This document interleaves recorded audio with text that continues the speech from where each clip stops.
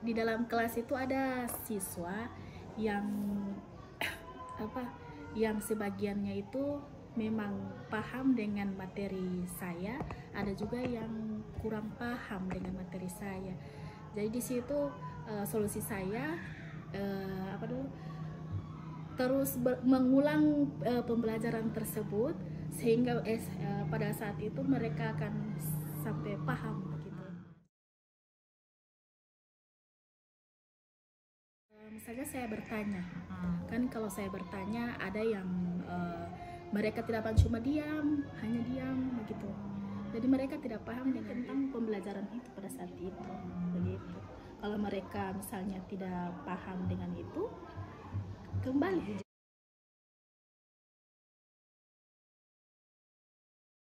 Ada interaksi, tapi hanya sebagian, Bu. Yang lain itu tidak, kayak cuma sebagian itu cuma orang-orang yang memang aktif di dalam pembelajaran itu. Tapi kalau yang cuma hanya diam begini itu juga tidak.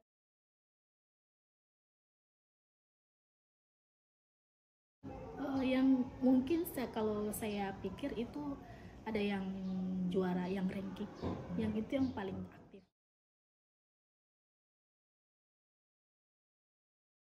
Begini, Ibu, waktu itu kan saya ada bertanya sama siswa tersebut, kenapa sampai tidak paham dengan penjelasan saya. Ibu, kalau boleh Ibu diskusi. Mereka suka diskusi begitu. Ada yang tidak suka diskusi, ada yang lain suka diskusi begitu. Jadi saya ubah lagi metodenya dari diskusi.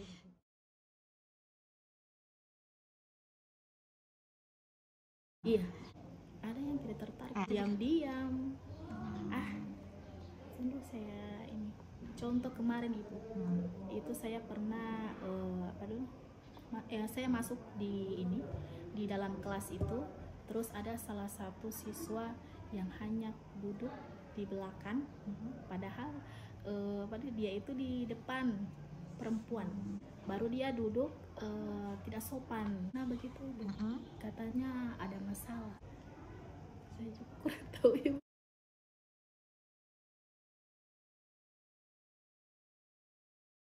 Ada yang tidur, yang keluar masuk itu Ibu. Misalnya saya kan di dalam kelas. Nah di dalam kelas itu sementara saya berbicara dengan teman-teman lain mereka ya. Kemudian teman-teman mereka itu kan berbicara dengan saya. Saya sudah tidak tahu lagi mereka ada keluar. Karena saking seriusnya dengan saya berbicara, saya tidak tahu ini yang keluar ini. Hati kan langsung, kan saya menghadap ke sana, Bu. Orang langsung mau keluar dari itu, pintu itu.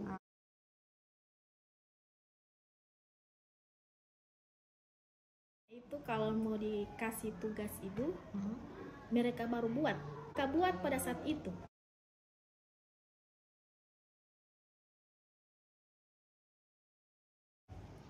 Saya juga kurang tahu Ibu, karena saya belum bertanya kepada mereka kan motivasinya apa, belum.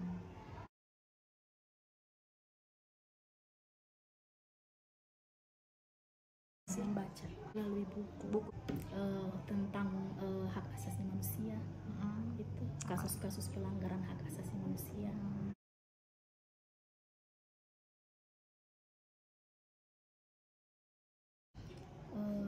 Kan mereka membaca dulu Ibu, kalau misalnya mereka pada saat membaca itu ada yang kurang paham, mereka mengambil di situs internet baru hak asasi manusia yang saya ini, karena kendala itu di waktu diskusi. Nah kalau waktu diskusi itu kan mereka membuat dulu kayak gambar itu clipping dengan ada ceritanya di bawah. Mereka kalau misalnya kan dalam satu kelompok itu saya kasih satu kasus, dalam tiap kelompok itu saya kasih satu kasus. Kemudian kasus itu harus mereka pelajari dulu. Jangan cuma asal ambil kemudian mereka langsung paparkan. Terus kan harus umpan balik ya teman-teman.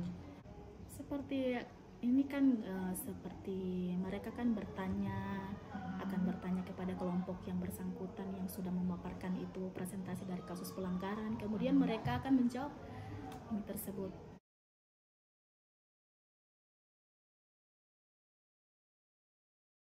Apa dulu, waktu itu kan saya pernah pakai laptop dan LCD. Laptop saya tidak cocok dengan, terus mau pinjam di teman-teman lain juga.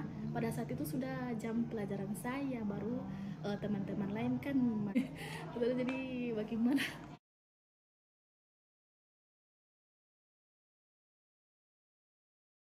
Cuma itu ibu, yang pertama itu yang dari tadinya saya menjelaskan diganti dengan diskusi supaya mereka saling berinteraksi, kemudian mereka juga ada apa ya, ada interaksi antar teman dengan guru.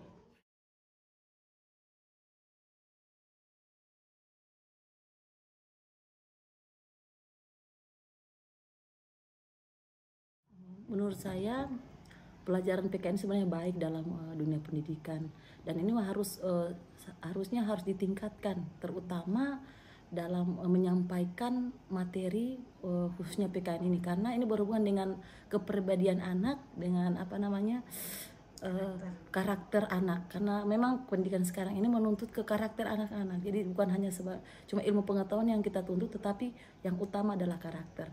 Apabila karakter itu terbina dengan baik atau tumbuh dengan baik, maka ilmu pengetahuan juga akan berjalan dengan sendirinya. Itu kalau menurut saya. Jadi untuk pelajaran PKN memang tidak bisa kita hilangkan dalam kurikulum kita. Jadi harus, kalau perlu kita tingkatkan atau kita bikin sesuatu dengan pembelajaran PKN ini. Makanya di sini kita dibutuhkan guru-guru yang harus kreatif, bagaimana pembelajaran PKN ini menarik. Jadi bukan hanya seperti teori-teori saja, tetapi bisa diaplikasikan melalui suatu kegiatan yang bisa menumbuhkan rasa rasa kebanggaan bahwa dia mempunyai ciri-ciri peserta didik atau siswa yang memiliki karakter yang baik.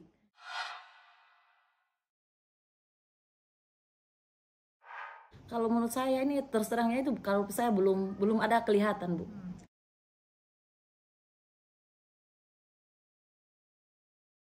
Boleh bisa jadi gurunya, Bu. Tetap kan semua kita harus kita sebagai guru harus harus bisa mengevaluasi diri kita sebelum kita bisa orang lain mengevaluasi. Jadi jadi kita harus refleksi diri kita dulu sebagai guru. Apakah kita sudah mampu menerapkan ilmu pengetahuan kita kepada peserta didik atau belum? Apakah kita sudah menerapkan strategi apa yang bagaimana kita gampang dulu belakangnya dia bisa atau tidak, tapi bagaimana rasa kecintaannya terhadap mata pelajaran itu. Jadi bagaimana caranya kita rangkul dulu peserta didik ini suka dulu. Kalau mereka suka pasti akan mereka mau. Jadi ini kalau pertama sudah tidak suka pasti seterusnya tidak akan bagus. Jadi bagaimana cara kita rangsang anak-anak, makanya itu peran guru sangat dibutuhkan untuk hal ini.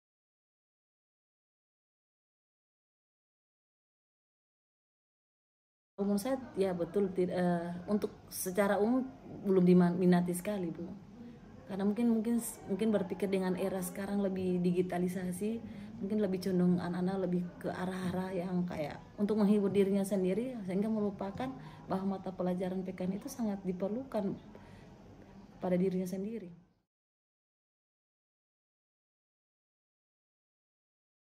Kalau mau saya belum, Bu. Belum ada. Ya, belum ada.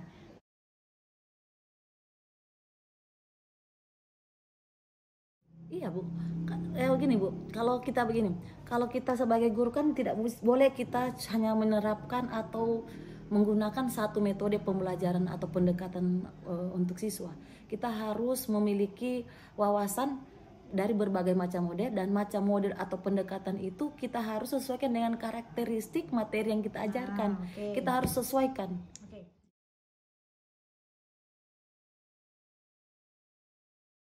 Bisa jadi, Bu. Karena saya rasa kalau kita guru sudah misalnya kita merubah pola mengajar kita dengan baik, misalnya mungkin model pembelajarannya kurang menarik buat mereka, mungkin dicarilah strategi atau model pembelajaran. Mungkin makanya guru juga sekarang harus rajin membaca, Bu. Harus banyak literasi.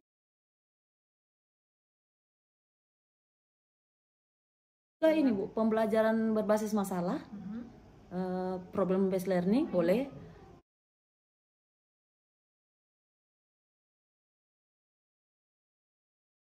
Project based learning boleh. Nanti mereka tidak menghasilkan produk, Jadi kita belajarkan mereka dulu, nanti di akhir itu mereka akan membuat project-nya mungkin seperti poster kebangsaan, bisa juga. Jadi cuma kan kita tetap di pembelajaran itu kita seharusnya kita juga selingi dengan ice breaking sebenarnya. Kadang biasa anak-anak kan kalau sudah jenuh kita harus itu juga. Jadi kita juga sebagai guru jangan terlalu monoton ceramah-ceramah. Kita sebagai guru dihilangkan paradigma kita mengajar duluan. Misalnya membuka pelajaran terus langsung mengajar, jangan Bu. Karena berpikir kritis siswa itu tidak akan terbangun. Jadi hilangkan paradigma sebagai orang guru memberikan materi di awal pembelajaran, harusnya di akhir pembelajaran. Biarkan siswa itu mencari tahu dulu semua apa. Terserah mau salah itu urusan belakang, tapi biarkan mereka mencari dulu. Nanti di akhir baru kita berikan penguatan berupa materi.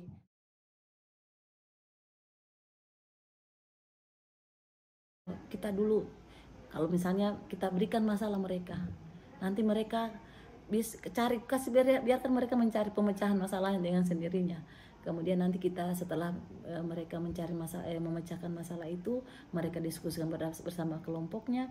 Kemudian dalam kelompok itu kita sajikan kita beri kesempatan peserta didik itu untuk mengembangkan dan menyajikan hasil karya mereka melalui presentasi atau melalui kegiatan-kegiatan di depan kelas, bisa di dalam diskusi, disajikan dalam diskusi, bisa juga disajikan dalam bentuk seperti hasil karyanya bisa ditempel-tempel, kemudian ditempel-tempel di dinding, nanti setiap kelompok bisa berkunjung dan mengomentari.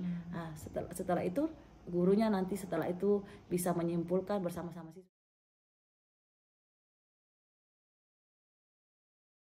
Apakah pernah kita sebagai guru memberikan seperti refleksi guru? Sekali-sekali kita pakai teman sejawat sebagai observer dalam pembelajaran kita itu. Apa kekurangan kita? Mungkin menurut kajian literatur baik untuk pembelajaran, tapi apakah sudah pernah kita refleksi? Makanya selain kita merefleksi siswa, kita harus merefleksi guru juga. Siapa yang refleksi itu? Bisa diri kita, bisa teman sejawat. Lebih bagusnya teman sejawat supaya apa kekurangan kita bisa kita tingkatkan berikutnya. Nanti kan dari hasil itu kan bisa kita lihat apa kekurangan dan kelebihan kita.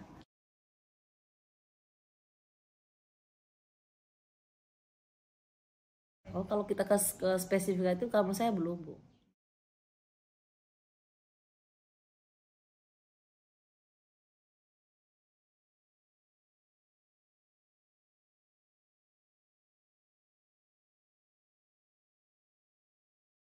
Memang harus sebelum kita mengajar itu memang harus menyediakan perangkat kita dengan baik. Yang kedua, diusahakan perangkat itu jangan kita copy paste dari orang lain atau dari internet. Boleh di copy tapi harus sesuai dengan kebutuhan kita dan menyesuaikan dengan karakteristik anak.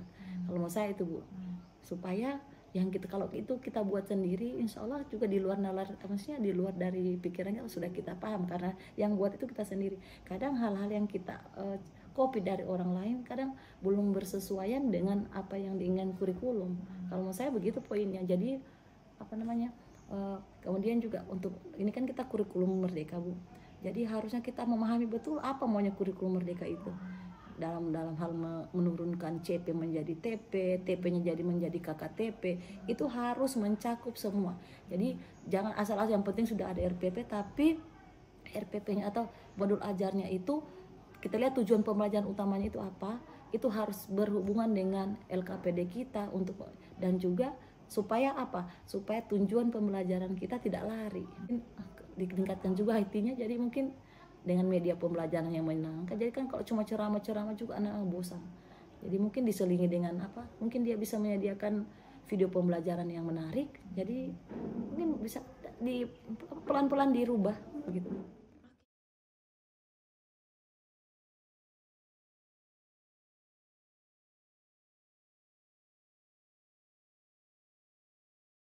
Kalau untuk saya pribadi itu tertarik karena pembelajarannya yang lumayan seru.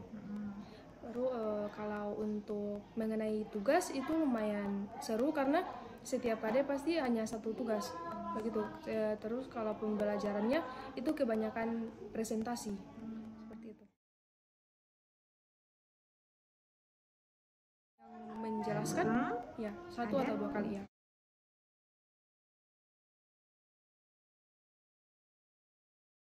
Kalau untuk metode lain itu kebanyakan apa ya? Lebih banyak menulis di papan. Baru orang itu habis dipresentasikan di papan, orang disuruh menulis. Tulis di papan tulis. Tapi kebanyakan pasti orang presentasi habis itu ulangan.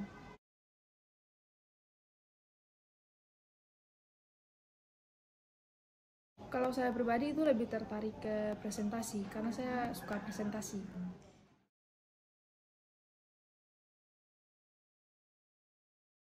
Pasti cuman saya, Ti Heldi, Tika Iswan Jailani. Kalau orang kebanyakan pasti berbicara, tapi kalau untuk kelompoknya saya itu kan dibagi kelompok. Nah, kalau untuk kelompoknya saya berusaha untuk supaya ini yang ada di kelompok saya itu semuanya aktif. Tapi kalau untuk sebagian pasti orang macam berbicara, asik sendiri begitu.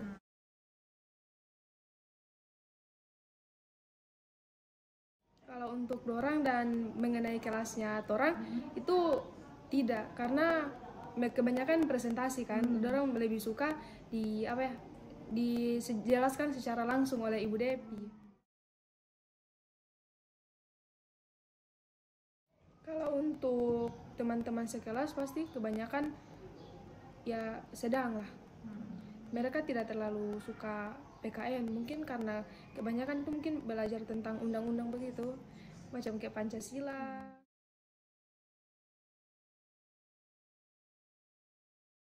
Kalau untuk saya pribadi mungkin kalau dorang taman-taman pasti bilang dorang lebih suka belajar metodenya itu di luar.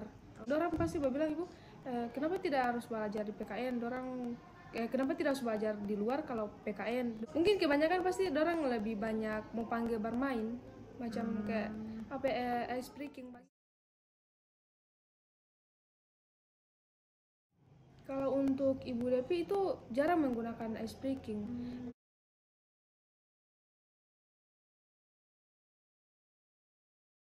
Nah, kalau untuk diskusi itu Ibu, orang dibagi kelompok begitu Ibu.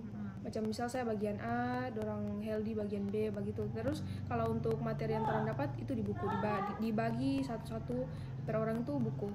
Itu dua orang. Kalau diskusi itu mungkin orang cuman pakai 2 buku atau tidak 3 buku. Yang di buku itu yang kadang macam orang tidak, Ibu Depi menulis yang poin-poin penting. Kalau misal orang butuh referensi lain itu dia suruh cari buku.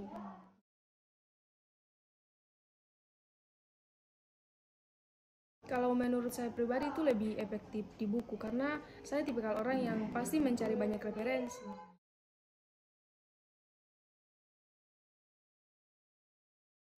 Lebih bagusan presentasi.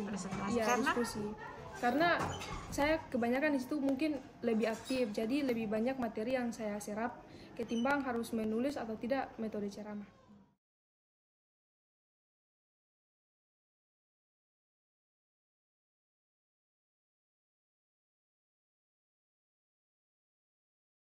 Tertarik Ibu?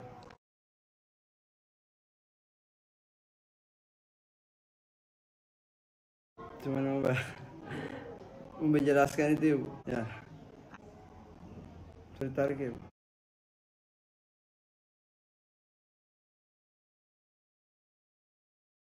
Ceramah Ibu? Suruh catat dulu baru dia menjelaskan.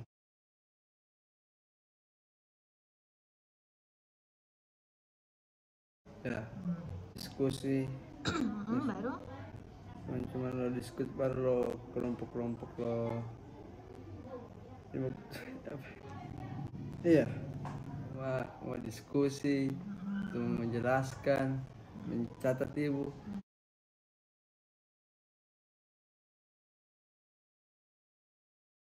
Suka itu membaca atau menjelaskan itu Ibu yang saya suka.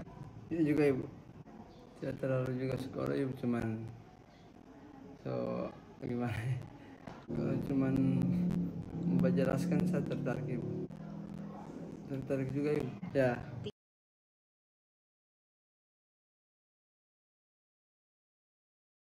Ada Ibu.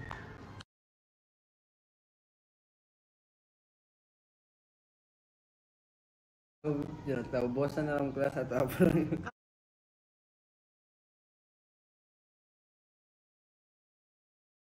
Ada ibu. Ada.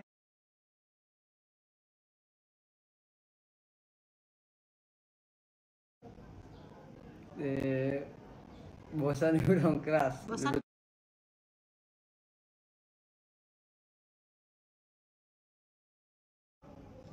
Mengantuk ibu, berdiskusi, dibuat kelompok ibu berdiskusi.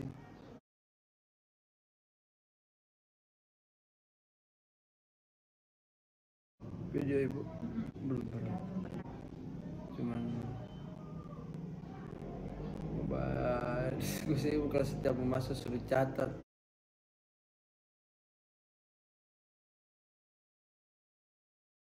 Lumayan banyak ibu. Kalau ibu udah mau masuk ibu setengah jam ada buat tulis ibu.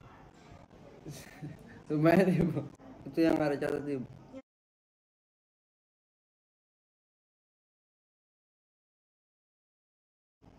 Tidak ibu, karena cuma satu. Secukup ibu, baru dilanjut lagi. Iya.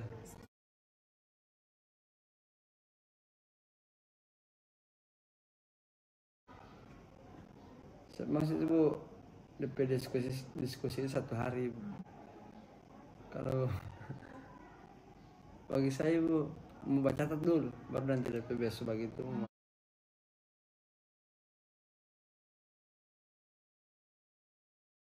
Sudah juga semua ibu. Iya, ada yang lain mencatat ibu.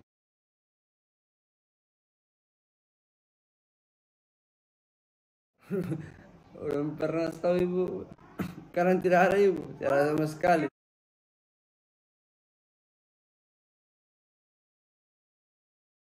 Ada? Kalau kelompok itu dibagi-bagi, ada yang jadi notulen, ada yang menjadi pemateri. Belum pernah ibu. Yang jadi moderator.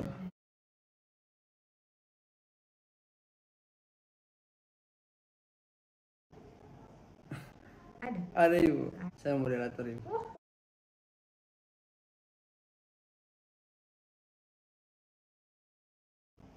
Tidak ibu.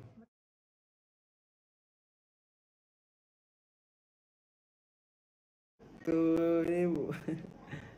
Mbak jelaskan itu ibu. Itu materi itu yang disuruh catat ibu.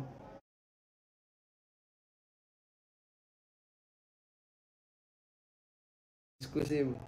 Kayak ada catat tuh ibu. Kalau ibu udah mau baca nama gitu ibu saya suka.